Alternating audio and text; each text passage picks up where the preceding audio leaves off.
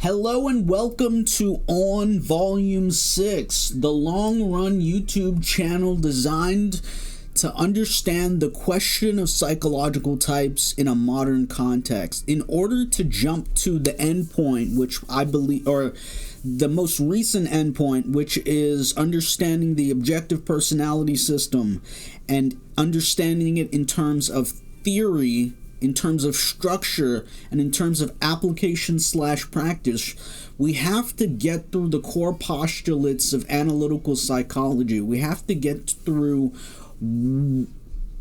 what Carl Jung was actually talking about when he formulated these ideas. Blah, blah, blah, blah, blah.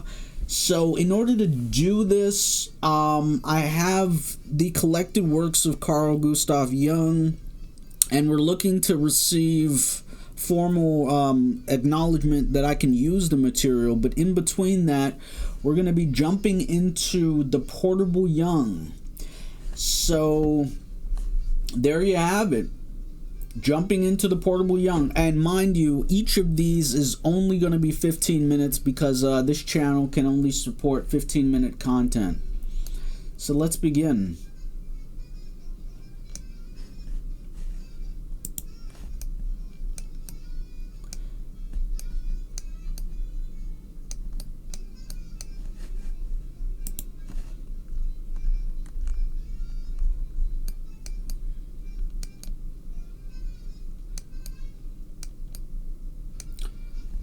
Okay, this is gonna piss me off. Okay, the Portable Jung, born in... So this is about Joseph Campbell.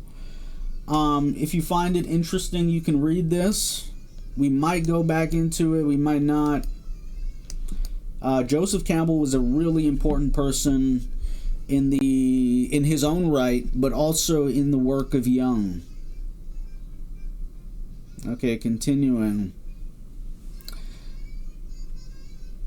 I mean, I'm sure we'll get to this at some point, but we're going to be going through pretty much all of part 1, and then we might take a stroll through on the relation of analytical psychology to poetry, the spiritual problem of modern man, the difference between Eastern and Western thinking, and on synchronicity.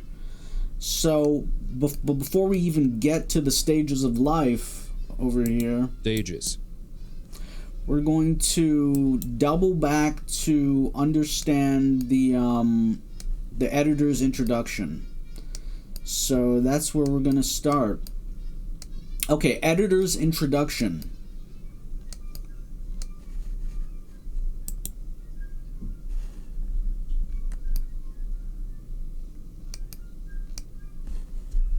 Okay, so let me get out my trusty tools.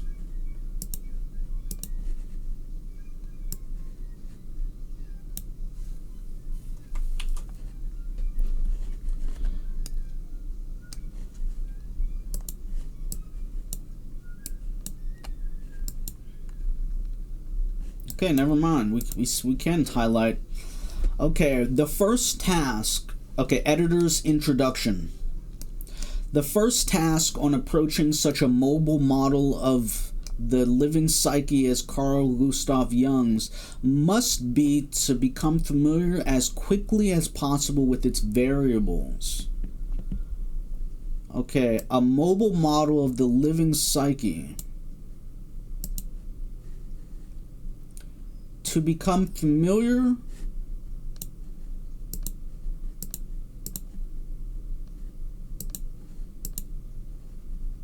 with its variables. To this end, I have opened this anthology with papers introducing the elementary terms and themes of Jung's psychology. Papers introducing the elementary terms and themes of Jung's psychology. Once acquainted with these, the reader will be prepared to range at will through the collected works. That is the end goal of this channel, but not really the collected works. Well, yes, the collected works will be included, but it's mostly specifically in relation to Volume 6, The Psychology of Individuation. And I guess to double back, it's not really about Volume 6 because it's about the original translation in German. And to be frank, we don't know how well that translation was ported over to English. So we're going to have to wait about 11 years or so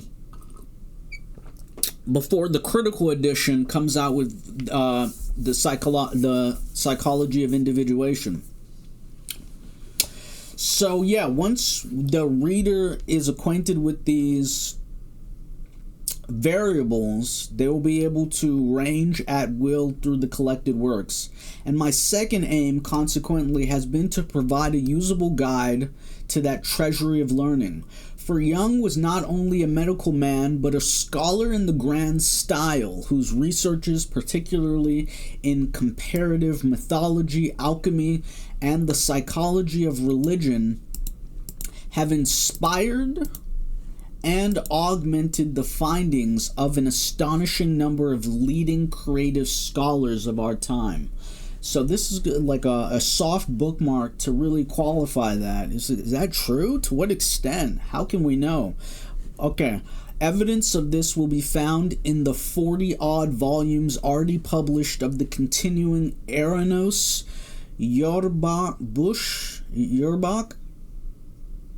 Jarbush series, the Eranos Jarbush series, where stand the contributions of some 200 major scholars, rendering matters of their special fields in light of and as relevant to the cultural historical studies of Carl Gustav Jung.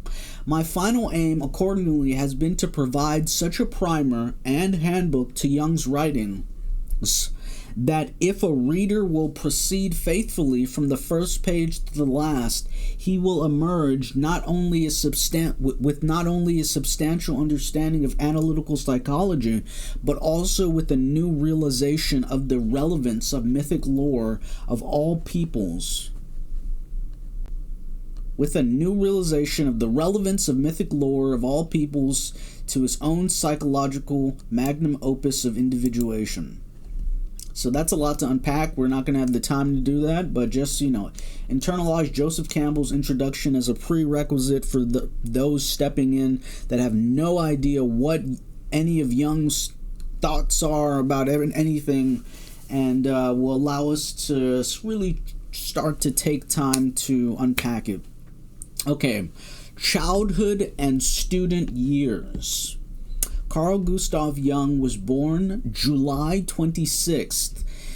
Yeah, do we really need to know this? Leave a comment in the comments-channel or on this channel if you would like me to read you through the full editor's introduction. This is saying when Carl Gustav Jung was born, his bona fides, right? His paternal grandfather, after whom he was named, had moved from Germany. His father was a clergyman, and his mother was the daughter of a long-established Basel family. When the boy was 4, his parents moved. His father taught him Latin, and his mother, as he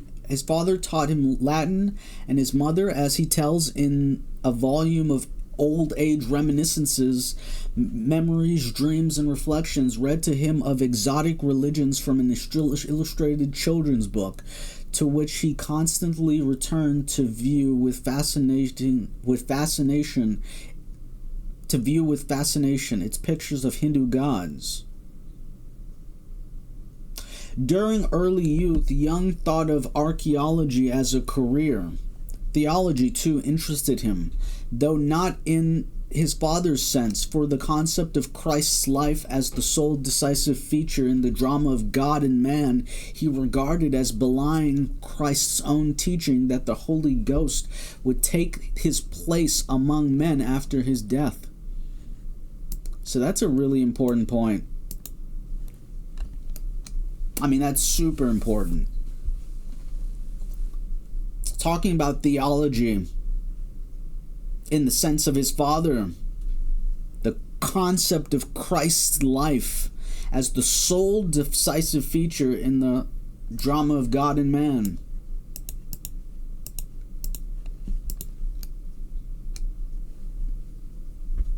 The concept of Christ's life as the sole decisive feature in the drama of God and man.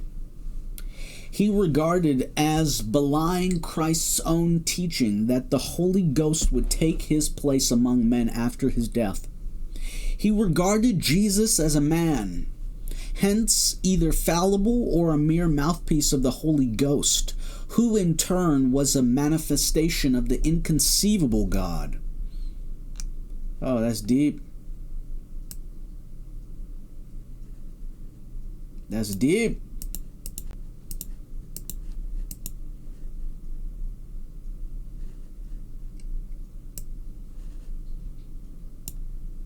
Jesus as a mouthpiece of the Holy Ghost.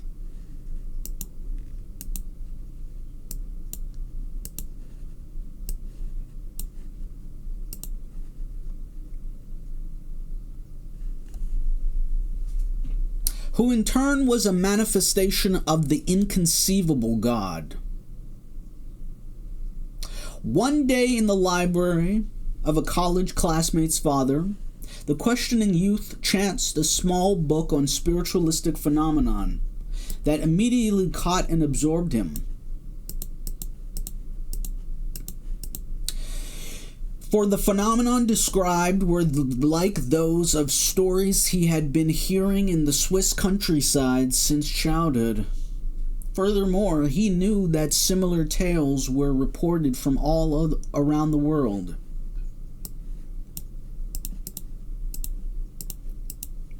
They could not be the products of religious superstition, since religious teachings differ and the accounts were alike. They must be connected, he thought, with the objective behavior of the psyche.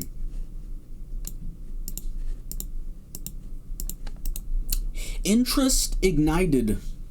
He read ravenously, but among his friends he encountered only resistance to the subject, a curious hard resistance that amazed him. I had the feeling, he declares, that I had pushed to the brink of the world. What was of burning interest to me was null and void for others, and even a cause of dread. Dread of what? I could find no explanation for this. After all, there was nothing preposterous and world-shaking in the idea that there might be events which overstep the limited categories of space, time, and causality. And another important point, a very important point. Animals were known to sense beforehand storms and earthquakes. There were dreams which foresaw the death of certain persons, clocks which stopped at the moment of death, glasses which shattered at the critical moment. All these things had been taken for granted in the world of my childhood, and now I was apparently the only person who had ever heard of them. In all earnestness, I asked myself what kind of world I had stumbled into. Can I get a hello there? Plainly, the urban world knew nothing about the country world, the real world of mountains, woods, and rivers, of animals, and God's thoughts, plants and crystals. I found this explanation comforting. At all events, it bolstered my self-esteem. And we're going to pick this up in our next video.